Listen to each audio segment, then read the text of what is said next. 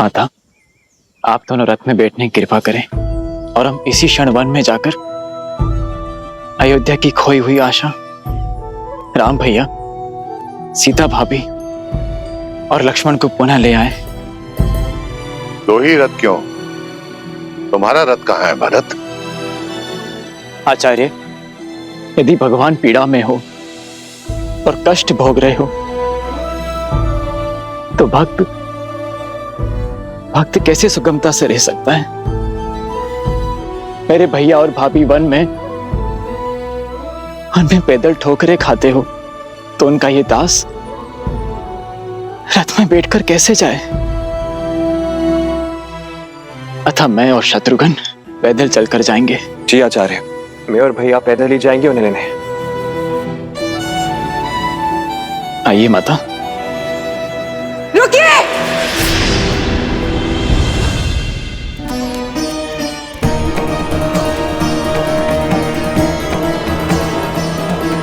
भरत, मैंने कहा था ना कि मेरे समक्ष मत आना। तुम्हारे रोकने से ना ये धर्म रुकेगा, ना कर्म और ना ही ये अयोध्या।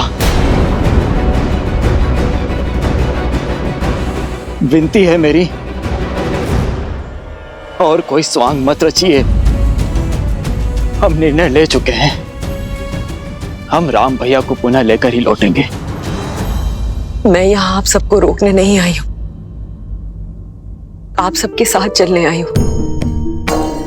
जो अपराध मुझसे हुआ है उसे सुधारने आई हूँ, अपने राम को लेने आई हूँ। मेरा राम मेरे कारण यहाँ से गया ना, मेरे कहे बिना वो नहीं लौटेगा भरत।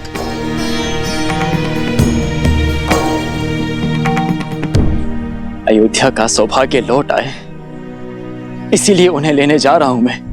और इस शुभ कार्य में कोई भी अशुभ छाया नहीं पड़नी चाहिए। तुम्हें अपने साथ ले जाने से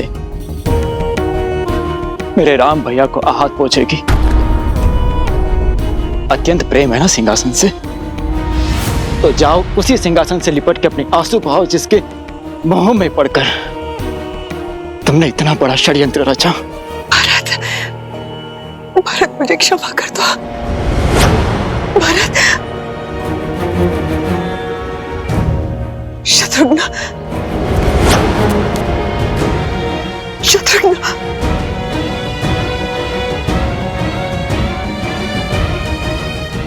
दीदी, आप तो मेरा विश्वास कीजिए, मेरे हाथों बहुत बड़ा पाप हो गया दीदी। उस पाप को धोना चाहती हूँ, प्रायश्चित का एक अवसर दीजिए दीदी। राम ने भी राक्षसी ताड़का को एक अवसर दिया था दीदी, केवल एक अवसर दीजिए दीदी। मैं अपने राम से क्षमा मांगना चाहती हूँ, अपनी सीता से, अपने लक्ष्मण से याचना करना चाहती हूँ दीदी। जिस वचन की डोर के कारण उन्हें वनवास जाना पड़ा, उस डोर को तोड़ना चाहती हूँ दीदी। मैं अपना वचन वापस लेना चाहती हूँ, केवल एक अवसर दीदी।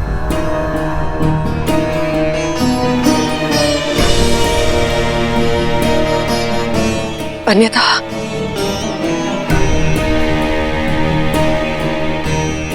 मैं यही अपने प्राण त्याग दूंगी दीदी,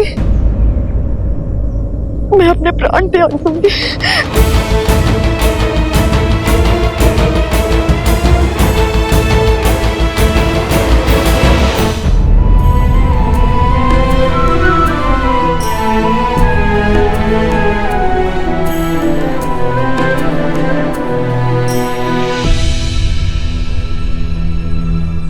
भरत, केके भी हमारे साथ जाएगी। किंतु मां,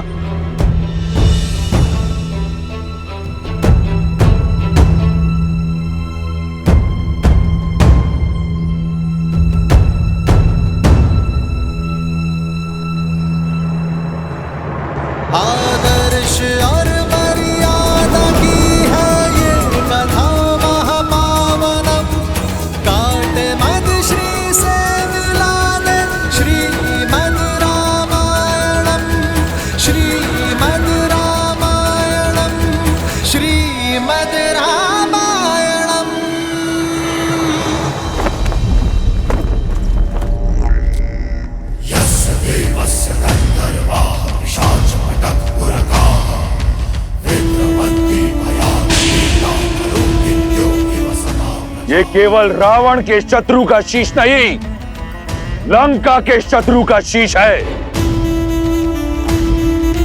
और उस दुस्साहसी की नियति है जो रावण पर संदेह करता है, और उस मूर्ख को चेतावनी है जो लंका के अस्तित्व, लंका की स्वतंत्रता को ललकारना चाहता है। इससे अंतर नहीं कि वो मित्र है, शत्रु है या संबंधी।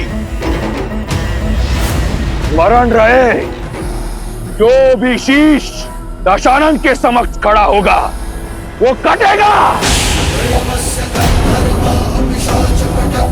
वयम राक्षसम।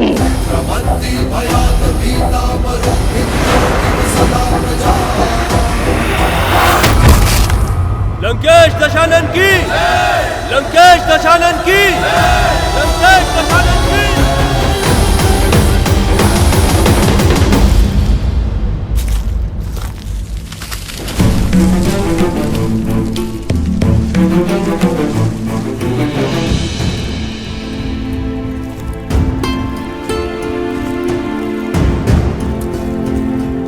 प्रणाम ऋषिगण। आयुष्मान भव। आयुष्मान भव। हम श्री राम से मिलने आए हैं, क्या उनसे भेंट हो सकती है?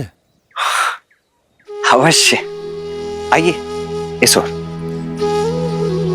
कहिए ऋषिवर, मैं क्या सेवा करूं आपकी? श्री राम आपकी ख्याति सुनकर चले आए, रक्षा की भिक्षा मांगने। संतों की रक्षा ही तो एक क्षत्रिय का पहला धर्म है। आज्ञा करें। हम दंडकारण्य से आए हैं, जहां हम ऋषि मुनि ही क्या, प्रजा भी उन 2 राक्षसों के प्रकोप से ग्रसित है। तो बताइए ऋषिवर, कौन है ये उद्दंडी? खर और दूषण माया में निपुण लंकापति रावण के सौतेले भाई हैं।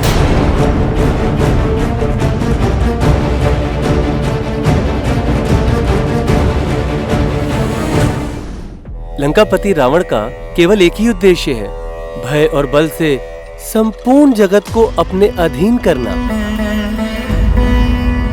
फिर चाहे धर्म और न्याय की बलि ही क्यों न चढ़े, आतंक की सीमा पार ही क्यों न हो जाए।